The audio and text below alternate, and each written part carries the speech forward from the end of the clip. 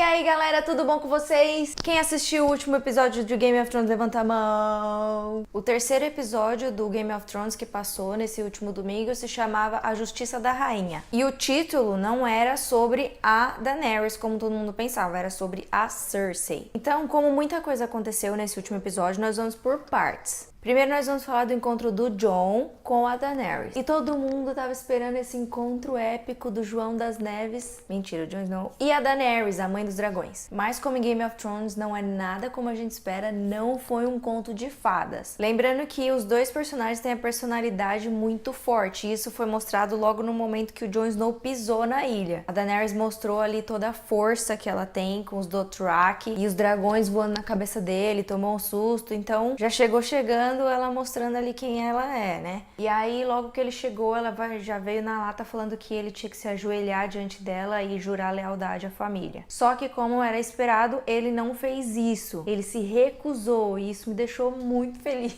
Porque mostrou ali que ele não veio pra fazer isso, né? E ela também não tinha esse direito de pedir isso dele porque ela não conhece ele, não conhece a história dele. Direito ela até tinha por causa do que ela explicou do passado da família dela, enfim. Mas o que me veio à mente é que ela falou que os Starks prometeram e lembrando que ele não é um Stark, né? E aí ela contou a historinha do passado dela, do passado sofrido, de tudo que ela tinha passado pra chegar até onde ela chegou. Que lógico, a história dela é uma história muito relevante, mas o Jon Snow também tem história. E aí foi quando o Sir Davos entrou no meio pra falar também tudo que ele tinha passado. E ele até quase falou que ele tinha morrido, mas acabou não falando, ela ficou um pouco intrigada depois. Outra coisa que eu fiquei um pouco brava foi o motivo da Daenerys não acreditar no Jon Snow, na história dele dos White Walkers, porque se você for parar pra pensar, a história dela sobre ter dragões, ninguém acreditava, era uma lenda. E eles só acreditavam por causa dos crânios que tinha lá em Porto Real, mas até então era um mito, uma lenda, e os dragões tinham sumido há muitos anos. Só que ela provou que eles existem, ela provou que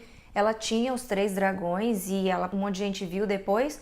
E por que ela não pode acreditar na história do Jon sobre os White Walkers, que são os mortos-vivos, né? Que pra eles parece algo tão ilógico, mas que é real também, que várias pessoas já viram. E ele tá ali tentando pedir ajuda pra ela, e ela, como na situação dela, parecida com a dele de pessoas incrédulas, ela poderia acreditar ou pelo menos dar um voto de confiança para ele de que ali poderia ter uma mínima chance de ser verdade o que ele tava falando. Mas não, ela descartou completamente. E aí no fim o Tyrion conversa com ela, convence ela de que não faria mal nenhum ela pelo menos entregar o vidro de dragão pra ele. E ela acaba entregando o vidro de dragão pra ele e fala que ele tem muito trabalho pela frente. E aí é um momento que a gente que eu vi ali que rolou um climazinho, mas é o que eu espero, né? Não sei se foi realmente isso que eu vi. Às vezes, ó, só aqui que tá essa esperança. Agora vamos para o foco do título do episódio, A Justiça da Rainha, que, como eu disse, é sobre a Cersei. E aí a gente viu que o Euron chegou ali em Porto Real, trazendo a Yara e a Elanna Sand como prisioneiras amarradas com uma corda, humilhando elas, mostrando para todo mundo a conquista dele. E ficou mais do que claro que esse era o presente que ele queria entregar para Cersei, que simplesmente adora uma vingança. Ali estava o momento dela se vingar da Elanna Sand por tudo que ela fez à filha dela. Só que a vingança nunca é plena, mata a alma e a envenena. E aí ela quer vingar, como eu disse, a morte da filha dela, Myrcella, e que pra mim, na minha opinião, foi morta injustamente, porque a menina não tinha nada a ver do que estava acontecendo e de repente morreu ali, ela tinha a chance de ser feliz com um rapazinho lá e mataram ela simplesmente. E aí a Cersei vai no calabouço e encontra as duas presas,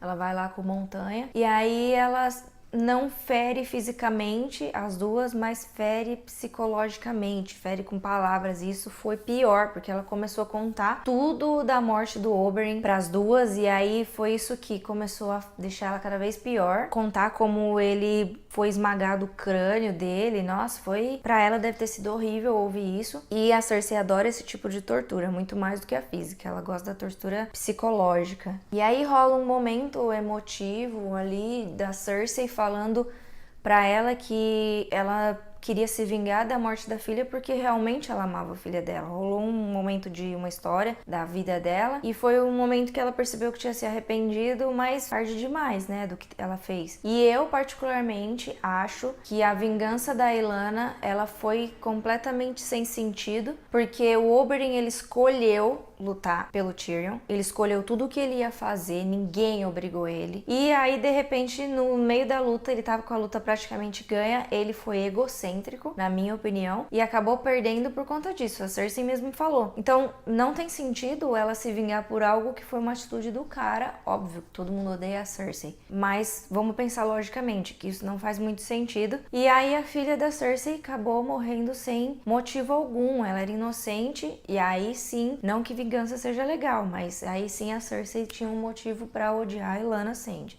E aí, pra fazer jus ao nome do episódio, não há justiça maior do que matar a filha da Lyanna Sand com o veneno que matou a filha dela. E foi isso que aconteceu, né? E aí, depois de tudo isso, ela vai e conversa com o líder do Banco de Bravos e ela convence ele, mostrando mais uma vez a inteligência dela, que ela é super estrategista, que na verdade ele estaria perdendo com a Daenerys, que ela na verdade não dava nenhum retorno pra ele, que ela tinha libertado os escravos, que era a renda dele também, e dizendo que os Targaryens só dão prejuízo e que os Lannisters sempre pagam as suas dívidas, e foi isso que ganhou ele. Então a gente viu ali mais uma vez a Cersei mexendo as pecinhas, né? E agora vamos para o norte. E depois de 1000 temporadas a gente pôde ver a Sansa ali em Winterfell mandando no bagulho todo. E o que eu achei legal foi porque no momento que ela estava mostrando ali todo o seu dom de liderança, o Mindinho chegou e falou pra ela, mais uma vez, eu achei ele uma cobra, mas ele falou uma coisa que foi útil, que ela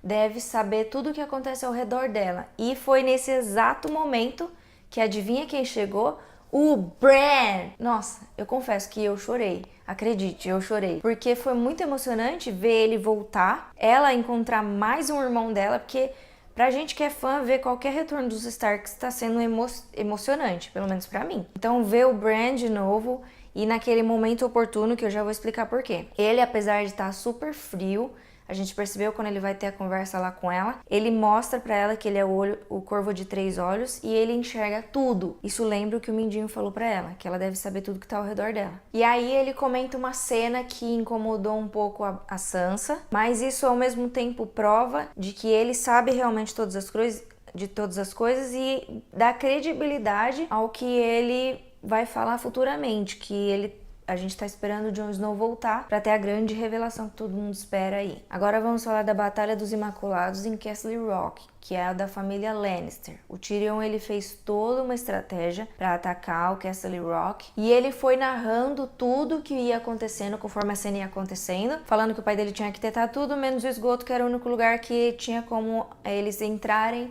no castelo, que o Tyrion sabia, porque ele que tinha construído. E aí eis que os Imaculados entram e dominam tudo, só que está tudo meio que vazio, ou seja, onde está o resto do exército Lannister? Porque era impossível ser tão fácil assim, né? Por mais que o Tyrion tinha planejado. Só que o Tyrion, ele esqueceu que ele estava lutando contra a irmã dele, não contra o pai dele. E a irmã dele é muito mais estrategista, muito mais inteligente. Então ela separou o exército e essa parte ficou ali no Castle Rock e a outra foi para outros lugares, que é quando a gente vê ali o povo marchando e eles estão indo para o Jardim de Cima. Aí, nesse meio tempo, o Euron chega de navio e destrói todos os navios da Daenerys. Então, os Imaculados estão ali, sem como voltar de navio, com os navios todos destruídos, então eles têm que voltar a pé. E aí o Jaime já falou que tem um exército ou uma armadilha preparada para eles. Então, vamos ver o que vai acontecer aí mais pra frente. Ah, só um parênteses. Lembrando que mostrou pouco uma cena do Sam que realmente curou Ser Jorah, que agora vai voltar para a Daenerys. Então, vai ter mais emoção ali mais pra frente. Agora vamos para o Jardim de Cima, pra finalizar o que eu tenho pra falar desse episódio, que pra mim foi um dos momentos que roubou a cena desse episódio.